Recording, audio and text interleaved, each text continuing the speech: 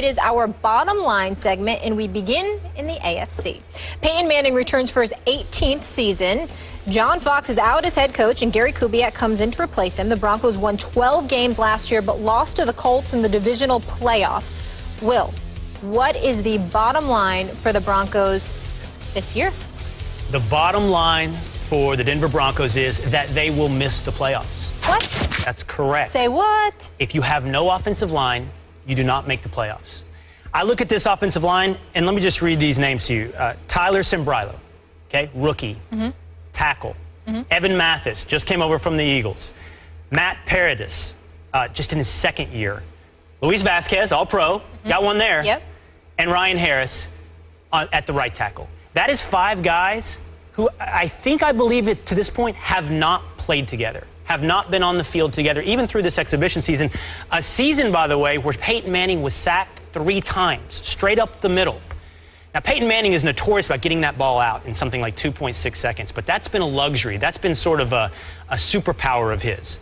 This year, it's going to have to be a necessity. If that offensive line doesn't pull off a miracle and turn into a playoff caliber offensive line in that amount of time after not having been together in a division where everybody's better. Chiefs are better, I think. Raiders are better. Chargers are better. I see the Broncos ending up something like 9-7. You think those teams are all better than the Broncos? No, better than they were last year, meaning they're getting better. For the Broncos, okay, got it. Meaning you don't cruise to 11-5 or 12-4. Just want to clarify, you struggle weren't to saying 9-7 and miss the playoffs. The Raiders are better than the Broncos. Just clear. Well, my bottom line for the Denver Broncos is, and I tried to apparently be a little more clever than you on this, the dying of the light. Okay. I'm with you on this in that they're trying to put this scheme in and all these pieces together to capitalize on the final years of who is an amazing, unbelievable QB, but with a lot of caveats right now. And you're talking about that O-line, and we were just talking about this when you're doing zone blocking. A lot of times fans think like zones, whether in basketball or in football, mean that you can just plug and play, that it's easier. But a lot of times when you're doing zone stuff, it's like you gotta all be on the same brain wavelength when you're doing something like that. And that takes more time than the guys and the experience that they have on that O-line. And also, when the Broncos did this back in the day, in the late 90s with Shanahan, and they had the amazing running game, and then they had Elway, what really put them over the hump was that Elway was able to just throw his body anywhere there at the end of those 2 seasons. I don't think Peyton's going to be able to do that. I don't think that's going to be able to happen for this team. And now I love that they have brought in this new scheme, and they're doing everything they can this year to try and get the Broncos to the place that they think they can possibly be and squeeze the last amount of juice out of Peyton Manning. I just don't see it going that way for them. I think they're going to be really good through 10 games. And then I do think they're going to get into the playoffs. I think they're out after the first game. We agree. What do you think? What's your quick hit bottom line? I think they're going to be all right. I think they're going to hand it off a little more, and that'll give Peyton a break. I think their defense still stacked. And, I mean, he talked about it on SportsCenter. Obviously, the line has questions, but there's still a mix of vets and youth. I think they're going to be okay. I think they're going to be okay, too. I think they're going to be 11-5. I don't think that gets them anywhere. I think they're going to the playoffs. I don't think that gets them anywhere once they're in the playoffs. We shall see, but we must move on. Sports happens. Andrew, I love that. Andrew Luck and the Colts have reached the playoffs in each of the first 3 seasons and reached the AFC title game last season. Luck adds weapons Frank Gore and Andre Johnson to the offense this season. So, Kate, what's the bottom line for the Colts?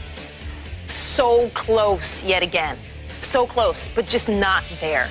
They're not there yet. And part of that is not even them and the Colts. I mean, they have added every piece, a lot of names you mentioned, that they can possibly make to get this team to the Super Bowl. I mean, Pagano even said that he thinks he's got more talent on this roster than he's ever had.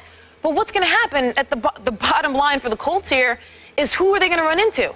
More than likely, they're going to run into the Patriots again when you're talking about getting to the playoffs. I obviously think the Colts are going to be great during the regular season. I think they're going to get to the playoffs. I think they're going to be playing great football. It's a timing issue for Andrew Luck right now and the Colts and Pagano. They just have a few more years they need to wait before the Patriots are not the Patriots anymore and Tom Brady is not Tom Brady anymore. I don't think the Colts have gotten better enough to the point that they're going to be able to clear that hurdle. You say it depends on who they run into, and what I would suggest is hopefully not somebody who can run the ball.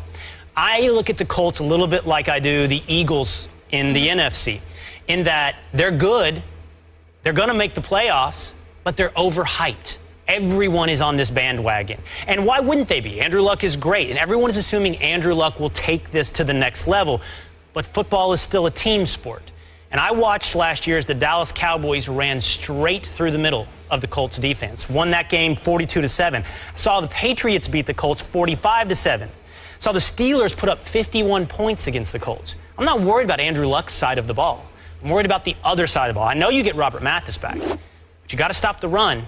And right now, the Colts defense would scare me if I was someone who was predicting them to go or to win the Super Bowl. They look like a good playoff team. Yeah, and that was their issue last year as well. Once you see them play the Patriots, it's like all confidence goes out the door. Yeah, exactly. That's what you say if you're a Colts fan. You're like, oh, that's the comparison. Yeah, exactly. Let's move on to the Jets here, where it's already been an eventful camp for new head coach Todd Bowles.